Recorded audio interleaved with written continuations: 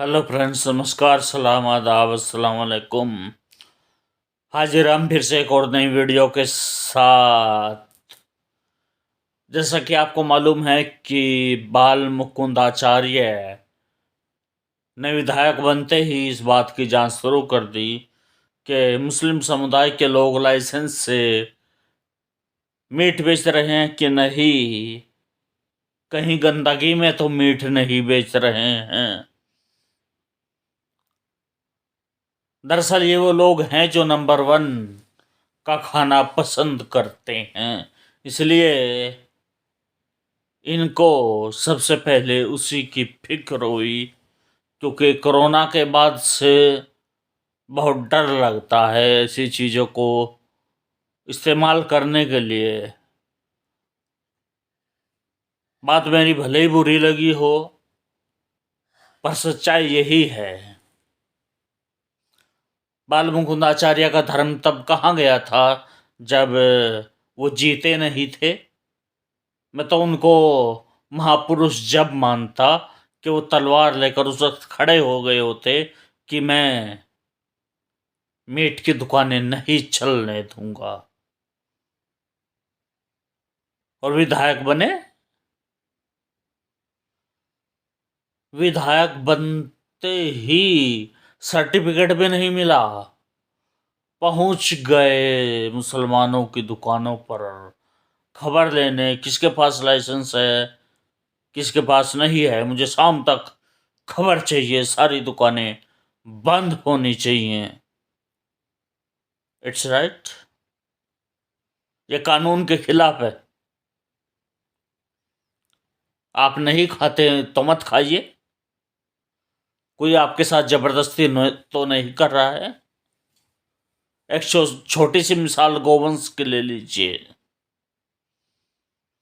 जब से गवर्नमेंट ने गोवंश की हत्या पर प्रतिबंध लगाया है, हालांकि मुझे इस चीज का या हमें इस चीज का कोई एतराज नहीं है कि प्रतिबंध क्यों लगाया है। जिनको भी मांस खाना है वो दूसरी चीजों का भी खाएंगे। लेकिन प्रतिबंध लगाने के बाद जानते क्या हुआ है? पहली बात तो उनको ऊपर से बजट नहीं मिलता, और फिर जो कुछ आवारा पशु हैं वो लोगों को एक्सीडेंट करते हैं और लोगों की फसलों का नुकसान पहुंचाते हैं। लोग उन्हें बहुत अच्छी तरीके से पीटते हैं। अरे वाह, अपनी गाय माताओं को ऐसे पिटवाओगे?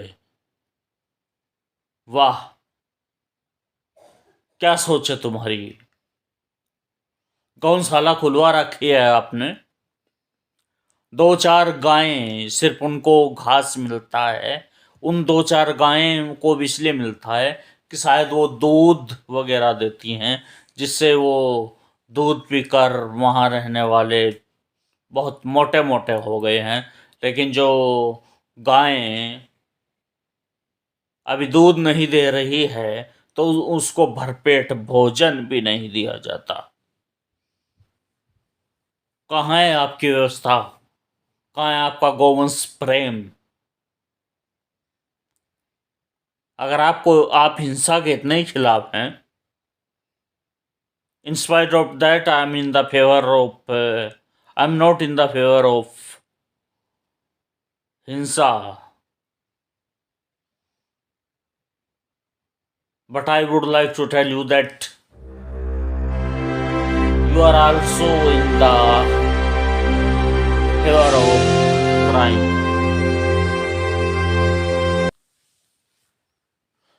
इन सब के बावजूद आपने अपनी गवर्नमेंट पे गोवा में मांस बंद कराया। नहीं, आप जानते हैं कि वहाँ मांस बंद कराने से आपको कोई वोट नहीं मिलने वाला।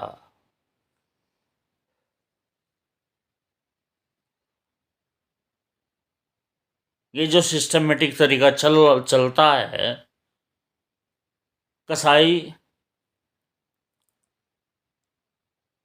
उन पशुओं की सप्लाई कर देते हैं,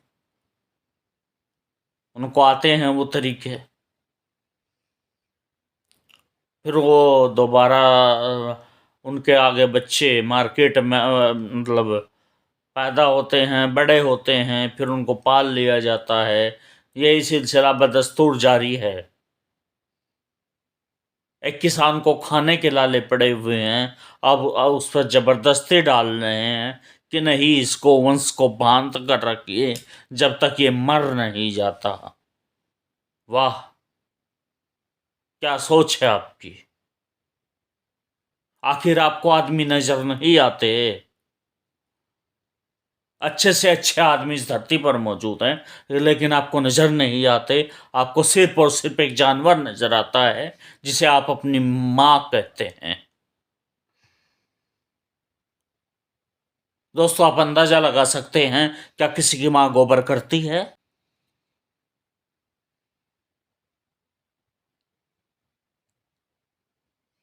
वंडरफुल।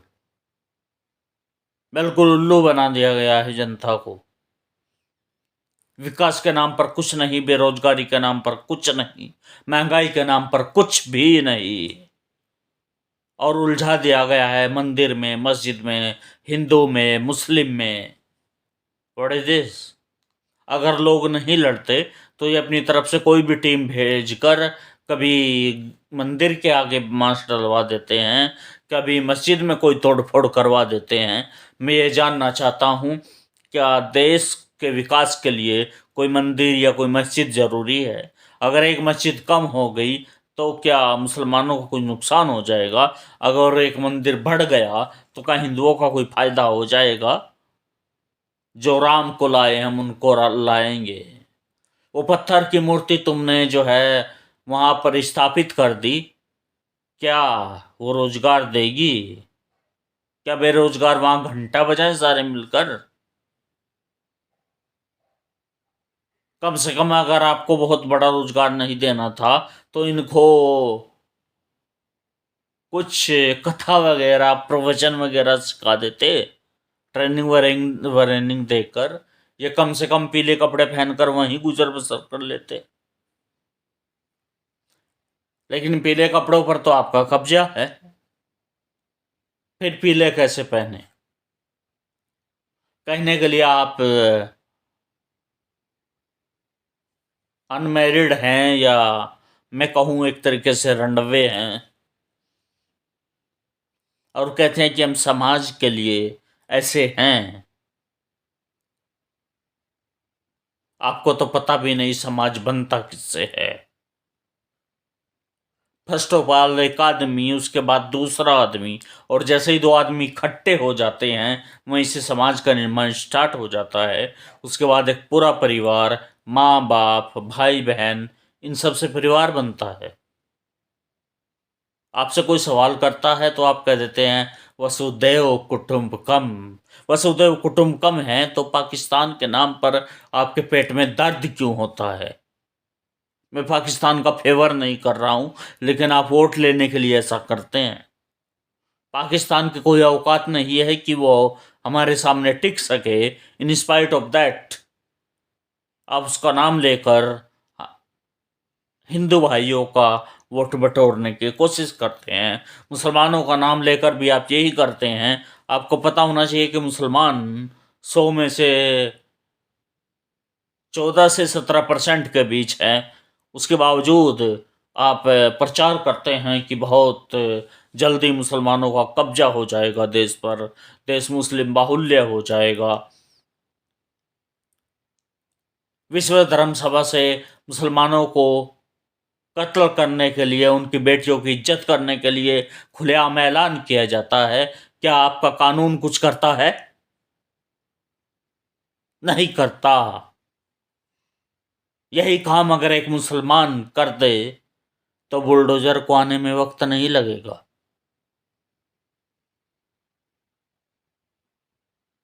और मैं भी कुछ ऐसा ही कर रहा हूं, बात आप तक पहुंची तो मैं इस बात से बिल्कुल बेफिक्र हूं कि कार्रवाई होगी। लेकिन बुलडोजर कहाँ चलेगा ये ना तो तुम तय कर सकते हो और ना मैं तय कर रहा हूं। लेकिन संभल कर, ये मैं कोई जवानी की जोश में या उम्र के लिहाज से नहीं कर रहा हूँ, ये मैं एक सच्चाई बयान कर रहा हूँ। फिर आप कहेंगे मुसलमान आतंकवादी होते हैं। क्या करें जब हमें आतंकवादी बनने के लिए मजबूर किया जाता है। मैं आपको एक छोटी सी बात बताता हूँ। जब पाकिस्तान और हिंदुस्तान का मैच होता था, फर्स्ट ऑफ ऑल मीडिया इतनी कवरेज कर देती है जैसा कि वो मैच नहीं, वो क्रिकेट मैच नहीं, वो एक जंग है। और मैं दिल से, हालांकि आज भी हिंदुस्तानी हूँ, लेकिन अब अपने खिलाड़ियों के साथ खड़ा होने में मजा नहीं आता। मैं दिल से बिल्कुल हिंदुस्तानी था। सामने कोई भी आ जाए, आई नेवर सपोर्ट पाकिस्तान। लेकिन मीडिया में खबरें आती हैं, ये उलूल जुलूल नेता, ये पीले कपड़े पहनने वाले अनजान, ये फर्जी डिग्री वाले प्रधानमंत्री, और ये मठों में रहने वाले मुख्यमंत्री और इनके नेता जब खुले मंचों से ये कहते हैं कि देश के गद्दारों को गोली मारो, सारों को, मतलब क्या है? यानी कि जो पाकिस्तान के साथ संबंध रखते हैं वो देश के गद्दार हैं और पूरी कम्युनिटी को आप एड्रेस करते हैं।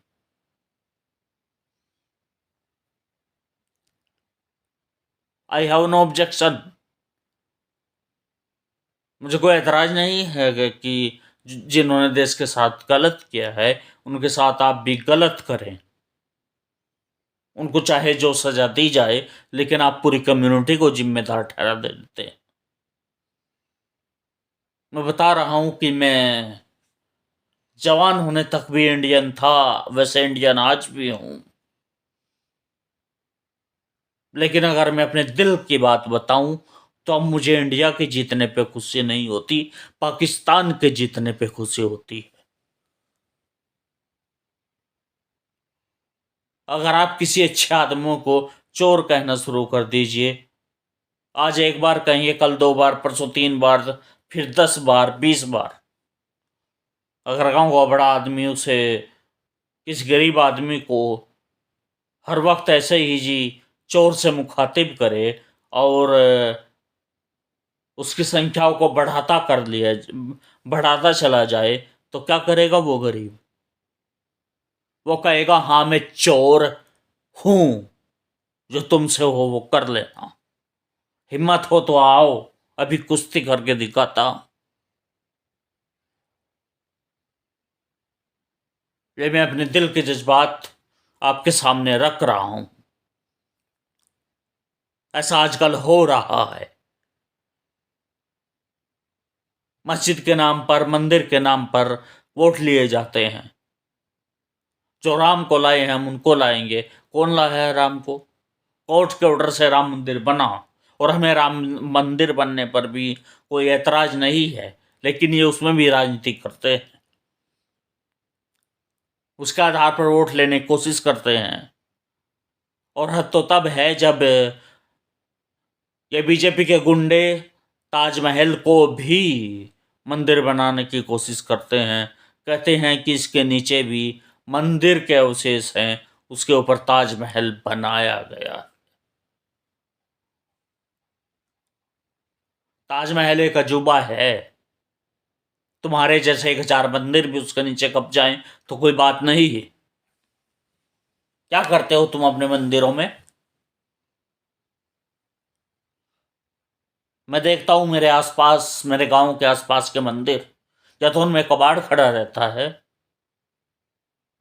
वहां कोई सफाई करने तक नहीं जाता, सिर्फ एक कुत्ते चले जाते हैं पेशाब करने के लिए, लेकिन वहां पूजा करने कोई नहीं जाता। बस मंदिर के नाम पर लड़ाई होती है।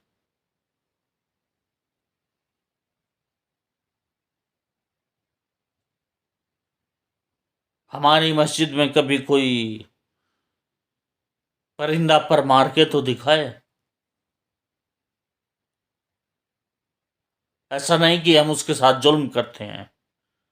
वो जानता है कि फिलहाल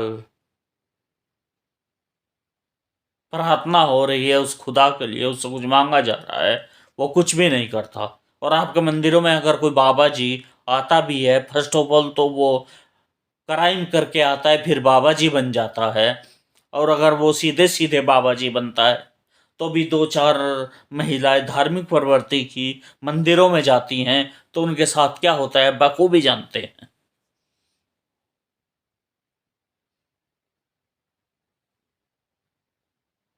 बहरहाल किसी के मजहब पर बाकी छीटाकशी करना मेरा मकसद नहीं है।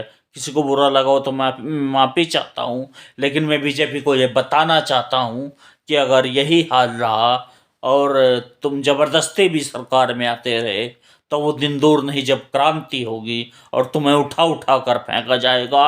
और मेरी दुआ बस इतनी सी है कि उस वक्त भी ये 2.5 फीट का योगी जिंदा हो और 5 फुट का मोदी जिंदा हो। बता देंगे मोदी को कि रविंद्रनाथ टैगोर कैसे बना जाता है, ये इतना आसान काम नहीं है। योगी को बता देंगे कि अपने वो आंसू याद कीजिए जो तुमने संसद भवन पर फैलाए। कुर्सी पर बैठकर कोई भी ध्वंस चला सकता है, ये कुर्सी मुझे दीजिए और फिर बताइए कि आप हिंदुस्तान में रह भी सकते हैं या नहीं। बहरहाल फ्रेंड्स, शुरू करते हैं आज की ये वीडियो। देखते हैं अभी हो क्या रहा है हमारे साथ, हम मुसलमानों के साथ। और इस बात को सिर्फ मैं नहीं कह रहा हूँ, हमारे जो समझदार हिंदू भाई हैं वो भी बता रहे हैं कि सरकार की नीयत क्या है और सरकार क्या करना चाहती है। So let's come to start the video.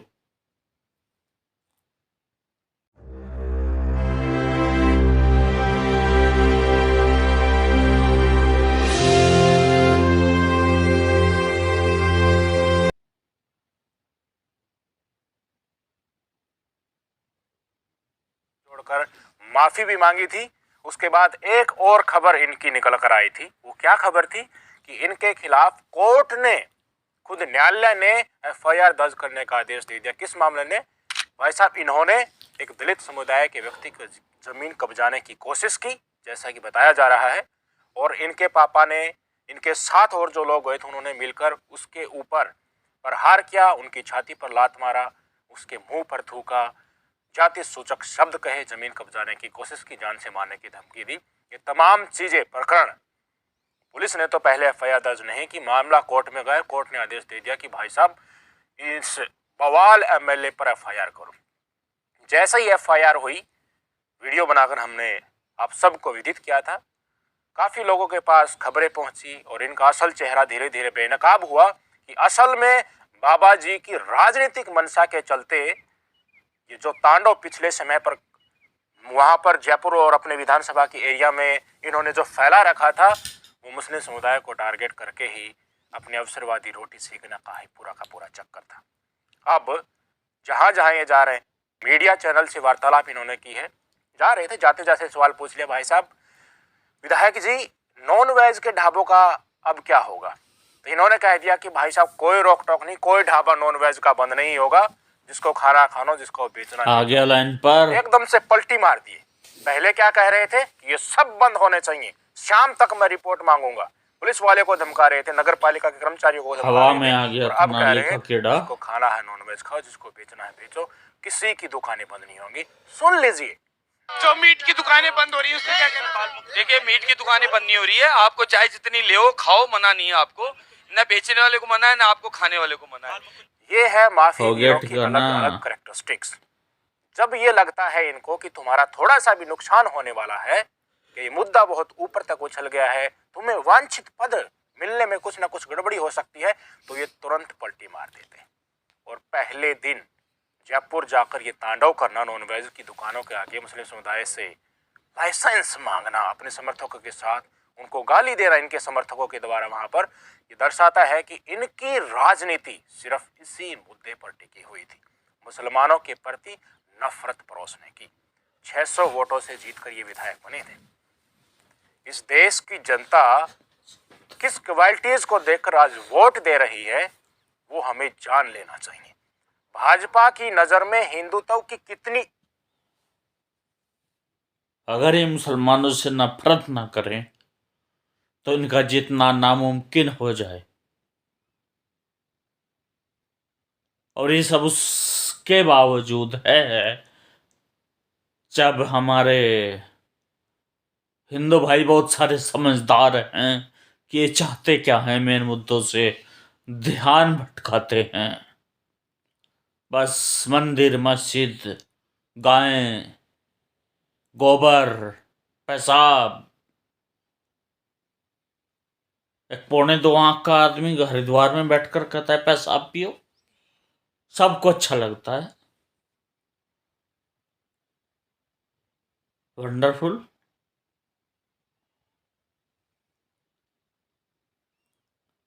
कोई भी कुछ भी कहीं से भी खड़ा हो कर सकता है। विश्व धर्म सभा आपने देखी होगी जिसमें यह कहा गया है कि मुसलमानों को मारो, इन लड़कियों की इज्जत लूटो, लूटो इनको, अपने प्रेम जाल में फंसाओ। मुझे इसी तरीके से याद है कि एक नौजवान कह रहा था कि हमें कुछ भी करने की जरूरत नहीं, हमें न मुसलमानों से दुश्मनी मोल लेने की जरूरत है ना कुछ। बस उनसे सीधा कहो हमें तुम्हारी लड़की पसंद है, लड़की को पटाओ, फिर उसके बाद कुछ भी करो उसका, लेकिन उनको इस तरीके से हम उनकी पॉपुलेशन रोक देंगे। अरे अकल के अंधो, हमारी पॉपुलेशन इतनी कम है, आने वाले 200-300 साल तक भी हम अपने हिंदू भाइयों के बराबर नहीं हो सकते। बस आपको डराया जाता है, उस गांव के विनोद को बता दिया जाता है कि अरे तुम्हें नहीं पता चारों तरफ मुसलमान ही मुसलमान है, नहीं काबू किए गए तो आने वाले दौर में यही हुकूमत करेंगे। अब वो गांव का बेचारा विनोद, उसे क्या पता, वो उसके मन में बैठ जाता है और वो गांव में जाकर इसी तरह के प्रचार करने लगता है और इसी तरह की ये नब्ज पकड़ते हैं जिसमें कोई दम ना हो। बहरहाल बीजेपी के गुंडों को, नेताओं को, सबको अब समझ में आ जाना चाहिए कि उनका आखिरी वक्त आ गया है। वो खुद बैलेट पेपर से चुनाव कर चले जाएं, और अगर नहीं जाएंगे तो वह वक्त दूर नहीं जब उनको धक्के मार कर निकाल दिया जाएगा।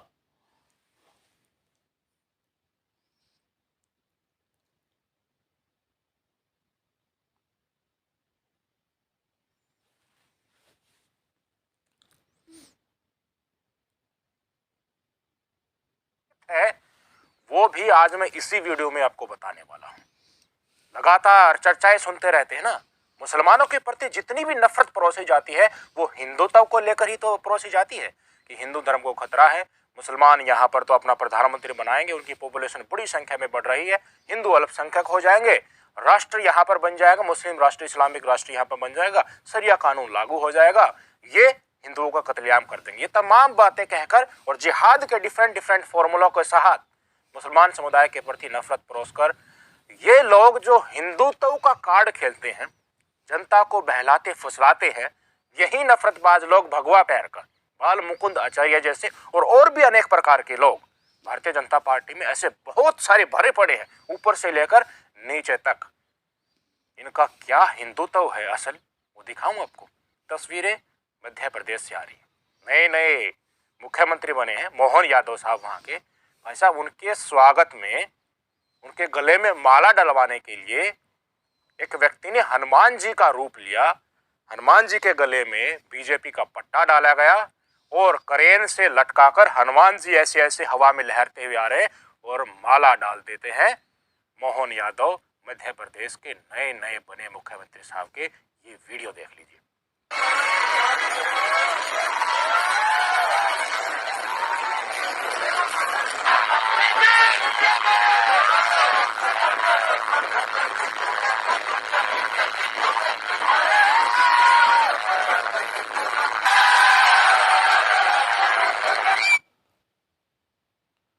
क्या यही होता है धर्म?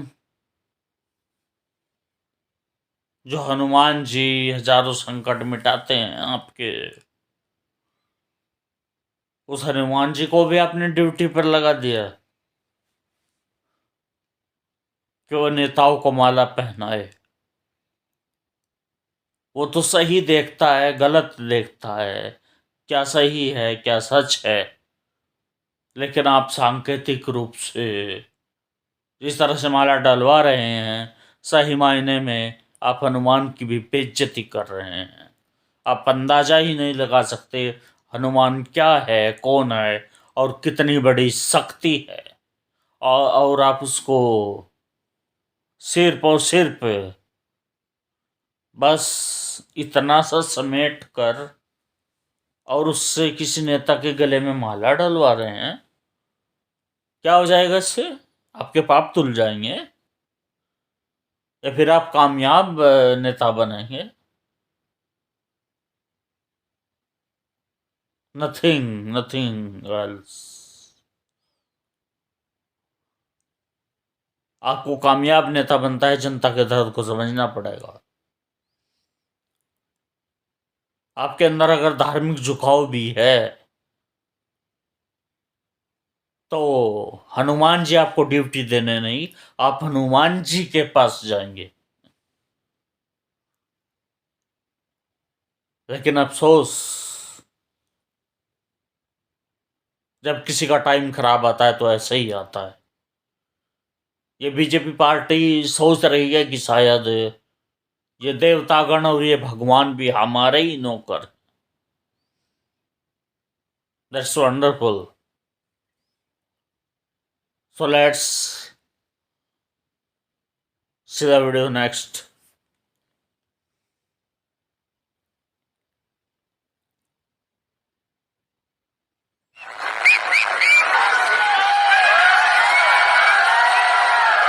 क्या मोहन यादव साहब प्रभु श्री राम हैं, या फिर भारतीय जनता पार्टी ने हिंदुत्व का पेटेंट अधिकार ले लिया है कि हिंदुत्व की तांडव हिंदुत्व को लेकर हम कर रहे हैं, तो सारे भगवानों को हम अपने अनुसार ही परोसेंगे। एक भी गोदी मीडिया, एक भी बीजेपी आईटी सेल और ये तमाम नफरतबाज जो हिंदुत्व का कार्ड खेलते हुए समाज में वैमनस्य पैदा करते हैं, किसी ने भी उफ की इस वीडियो के ऊपर? अंजनी पुत्र हनुमान जी अपने जो हमें उनके बारे में जानने को मिलता है, प्रभु श्री राम के लिए हमेशा उनकी सेवा में लगे रहते थे। इस तरह से गले में माला डालना दर्शाता है कि भारतीय जनता पार्टी और उनके चुने हुए नेता खुद को प्रभु श्री राम का अवतार मानते हैं और हनुमान जी को कहीं ना कहीं अपना नौकर मान बैठे हैं। इसलिए उनसे अब वो लहराते हुए, उनको करेंट से लटकाते हुए ले जाया जा रहा है। बीजेपी का पट्टा हनुमान जी के गले में डाला जा रहा है और वो माला फिर प्रभु श्री राम के अवतार में एक तरीके से प्रदर्शित हो रहे मध्य प्रदेश के मुख्यमंत्री के गले में डलवाई जा रही है। ये इज्जत है धर्म की, ये हिंदुत्व है, ये प्रभु श्री राम को लेकर और हनुमान जी को लेकर इज्जतहीन लोगों की। कहाँ भी चली जाइए, जो मेहनत कश लोग हैं, कमा कर जो खाते हैं, वो अपने भगवानों की बहुत इज्जत करते हैं। किसान को देख लीजिए, किसान के खेत में 4 ईंट खड़े करके हनुमान जी की एक छोटी सी एक प्रतीकात्मक मूर्ति आपको मिल जाएगी। पहलवान अखाड़े में मेहनत करने से पहले जाता है तो वहां पर एक तरीके से नमन करके अंदर घुसता है और वही अखाड़े के बिल्कुल बगल में हर जगह जहां भी अखाड़ा होगा बजरंग बली की मूर्ति होती है। बल का देवता उनको माना जाता है। उनको अपना गुरु स्वरूप मानकर किसान भी, पहलवान भी और मेहनतकश लोग उनकी हमेशा से प्रार्थना करते आ रहे हैं और हनुमान जी की ये इज्जत भारतीय जनता पार्टी चुनाव जीतने के बाद कर रही है। राजनीतिक हिंदुत्व और असल हिंदुत्व में यही फर्क है। असल हिंदू और संघ वाले हिंदू, नागपुरिया हिंदू जिनको बोलते हैं, उनमें ये फर्क है। भाजपा हिंदुत्व को किस तरह से लेती है। जनता से वोट मांगना था तो तमाम नफरत पड़ोसी समाज में जाकर, और जब उसी जनता को बरगलाकर मुख्यमंत्री बन गए हैं, ऑफ कोर्स हिंदू धर्म के देवताओं को ही अपनी सेवा में लगाना, प्रदर्शित करना चाह रहे हैं इन वीडियो के सहारे। ये है भारतीय जनता पार्टी के नेताओं का असल हिंदुत्व और इस देश की जनता को सोच लेना चाहिए। हिंदू कितना खतरे में है और भारतीय जनता पार्टी के नेता हिंदुओं के कितने रक्षक हैं भाई साहब। इससे बहुत सारी इंसिडेंट आ रही हैं। अभी मैं एक वीडियो देख रहा था सोशल मीडिया पर, अभी बाल मुकुंद आचार्य जी ने तो कह दिया नॉनवेज की दुकानों को लेकर, और हरियाणा से ही बीजेपी शासित राज्य से ही भगवाधारी गुंडे पहुंच गए नॉनवेज की दुकानों पर। नॉनवेज की दुकान वहीं दुकानों पर जाते हैं ये लोग जहां पर मुस्लिम समुदाय के लोग दुकान खोलकर बैठे, जहां पर हिंदू समुदाय के खोलेंगे वहां नहीं जाएंगे, वहां इनकी औकात नहीं है इतनी। वहां गए, हरियाणा के पलवल की घटना आ रही है, वीडियो आपको दिखाने वाला हूं। जमकर तांडव काटा और जबरदस्ती दुकान बंद कराने का उनको कह दिया, अल्टीमेटम एक तरीके से दिया। वीडियो देख लीजिए। दुकान नहीं खुलेगी और वहाँ तुम प्यार से बंद कर लोगे, वो बहुत बढ़िया है ना। तो तरीका बहुत है और हम कमजोर ना कोई। अरे कोई कम देखो तरीका इनको जहां मौका मिलता है ना भाई साहब, ये वहीं से निकलना शुरू कर देते हैं, और जब इनके ऊपर संविधान का खींच कर थप्पड़ ऊपर से मारा जाता है तो वहीं पर दुबक कर अंदर जाना भी शुरू ये कर देते हैं। इनके हिंदुत्व की असल औकात है। ये नहीं चाहते समाज एकजुट होकर भाईचारे की भावनाएं से आगे बढ़े। किसी 5 स्टार होटल में इन नफरतबाजों की घुसने की औकात है? उस 5 स्टार के डायरेक्ट लिंक किसी बीजेपी नेता के साथ मिल गए तो इनको रेंगते हुए वहां से भागना पड़ेगा। पर इनको मुसलमान समुदाय में ही सारी कमियां नजर आती हैं, बुराइयां नजर आती हैं। क्यों? क्योंकि ये नागपुरी हिंदू हैं। नागपुरी हिंदू और असल हिंदू में यही फर्क है। सभी व्यूवर्स को भी जान लेना चाहिए, देश की जनता को भी जान लेना चाहिए। ये हमेशा से समाज को तोड़ने का काम करते आ रहे हैं। इनका इतिहास एक तरीके से चेक कर ले, हमारे आज़ादी के समय अंग्रेजों की दलाली कर रहे थे, और आज भी जो समाज एकजुट होकर आगे बढ़ना चाहता है, अमन और चैन के साथ जीना चाहता है, तो आज भी ये वही काम कर रहे हैं। किसी के टुकड़ों पर पलकर समाज को बांटने की कोशिश कर रहे हैं।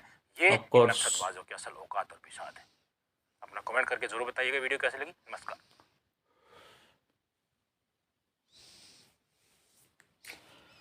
तो फ्रेंड्स ये थी वीडियो, कमेंट बॉक्स में जरूर बताइए वीडियो कैसी लगी आपको।